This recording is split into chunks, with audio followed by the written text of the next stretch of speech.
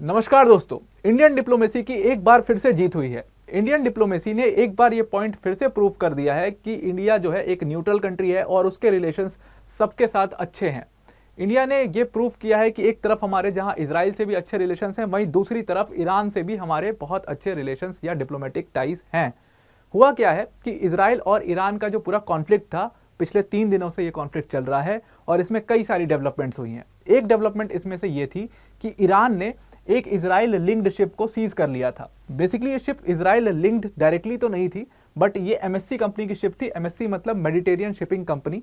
तो एमएससी की शिप जो थी वो बेसिकली यूएई से इंडिया जा रही थी, और यूएई से इंडिया जाने के लिए जो पर्शियन गल्फ का रास्ता है वो ऐसे जाता है और वो स्ट्रेट ऑफ होर्मुज से होकर के जाता है। ये बात आप सब लोग जानते हो।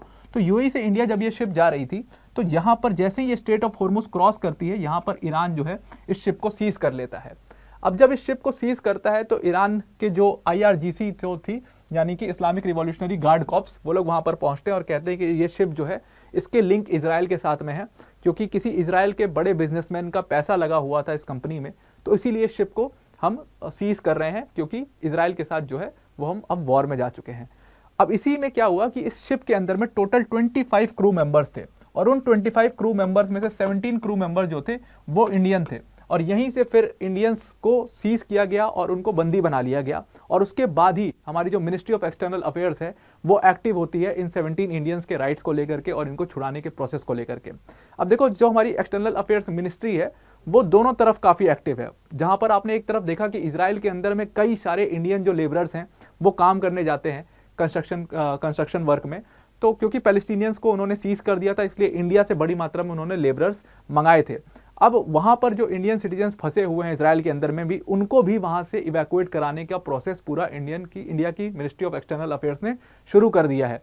बिकॉज इजराइल और ईरान के अंदर में वॉर का सिचुएशन है, तो वहाँ पर बहुत कैजुअलिटीज़ हो सकती हैं, कभी भी हो सकती हैं, और कभी भी ये सारी चीज़ें काफ़ी ज़्यादा बढ़ सकती हैं। इसलिए हमारी मिनिस्ट्री ऑफ एक्सटर्नल अफेयर्स ने एक्टिवली पार्टिसिपेट करके इजराइल से भी बात की, इजराइल की गवर्नमेंट के साथ मिल करके वहाँ से इवैक्यूएट कराने की कोशिश की जा रही है जितने हमारे इंडियन सिटीजन्स वहाँ पर फंसे हुए हैं।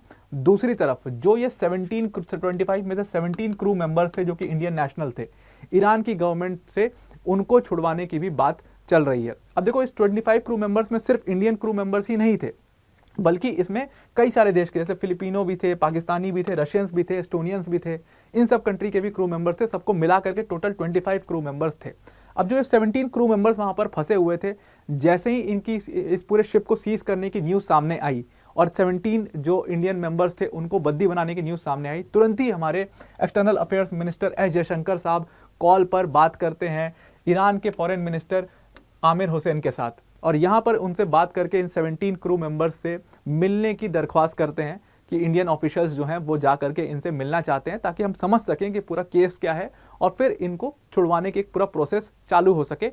तो हम जो वहाँ के ईरान के फॉरेन मिनिस्टर थे आमिर हुसैन, उन्होंने खुद इस बात की जानकारी दी कि हमने अलाउ कर दिया है इंडियन ऑफिशियल्स को, और वो इंडियन ऑफिशियल्स अब इन 17 क्रू मेंबर्स जो इंडियन क्रू मेंबर्स हैं उनसे मिल सकेंगे। और इस तरीके से पूरी दुनिया के सामने एक बार फिर से हमने ये पॉइंट प्रूव कर दिया है कि इंडिया की डिप्लोमेसी जो है वो सारी कंट्रीज के साथ काफ़ी अच्छी है। और इस पूरे मामले की जानकारी सिर्फ ईरान के फॉरेन मिनिस्टर आमिर हुसैन नहीं बल्कि हमारे external affairs minister S Jaishankar साहब ने अपने ट्विटर हैंडल पर पोस्ट करके भी दी। उन्होंने अपने ट्विटर हैंडल पर पोस्ट किया कि हमारी जो है वो ईरानियन काउंटर पार्ट से बात चल रही है, और ये बात सिर्फ हमारे जो 17 क्रू मेंबर्स थे उनको छुड़ाने को लेकर के नहीं चल रही है, बल्कि रीजन में क्या करंट सिचुएशन है, किस तरीके से इस पूरे मामले को डीएस्केलेट करना चाहिए, क्यों वहाँ पर सिविलियंस का जो क्या स्टेक है, वहाँ पर ट्रेड का क्या स्टेक है, इस सारी चीज़ों को लेकर के बात जो ईरानियन काउंटर पार्ट हैं उनसे की गई। इनफैक्ट जो यूनाइटेड नेशन सिक्योरिटी काउंसिल का भी जो डिस्कशन आज सुबह हो रहा था, जो इमरजेंसी मीटिंग बुलाई गई थी इस पूरे मामले को लेकर के, वहाँ पर भी देखो रशिया ने तो पूरी तरीके से इसमें ईरान का स्टैंड लिया है। रशिया ने कहा है कि ईरान ने जो ये पूरा अटैक किया है, ये अटैक वैक्यूम में नहीं किया है, बल्कि ये अटैक इसलिए किया गया क्योंकि यूएन जो है, जो यूएन को अपनी ऑपरेशंस करने चाहिए थे, यूएन ने वो सारी चीज़ें नहीं की।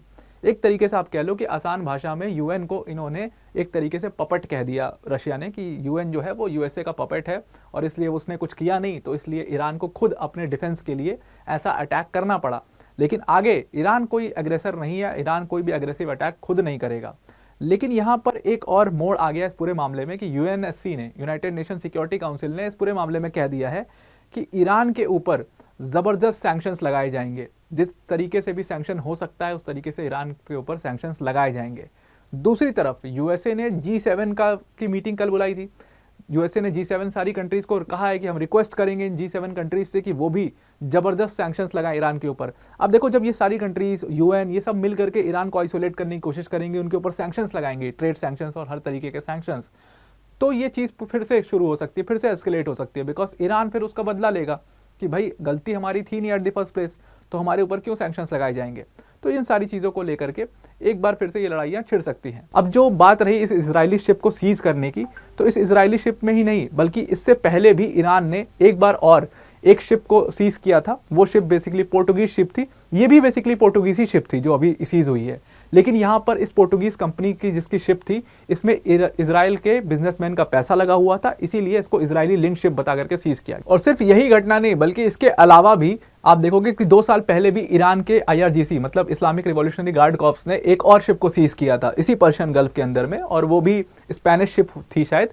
तो उस स्पेनिश शिप में भी इंडियन क्रू मेंबर्स वहां पर मौजूद थे और सारे इंडियन क्रू मेंबर्स को विद इन अ वीक छुड़ा लिया गया था हमारी एक्सटर्नल अफेयर्स मिनिस्ट्री द्वारा। तो इस बार भी ऐसा माना जा रहा है कि जो 17 इंडियन क्रू मेंबर्स हैं, बहुत जल्दी ये सारे क्रू मेंबर्स को छुड़ा लिया जाएगा ईरान से, बिकॉज ईरान की गवर्नमेंट पूरी तरीके से इंडिया का सपोर्ट कर रही है। तो आई होप आपको ये पूरा मामला समझ में आ गया होगा और इंडियन डिप्लोमेसी की कितनी स्ट्रांग है ये भी आपको समझ में आ गई होगी। तो आज के लिए इतना ही। Thank you and have a nice day.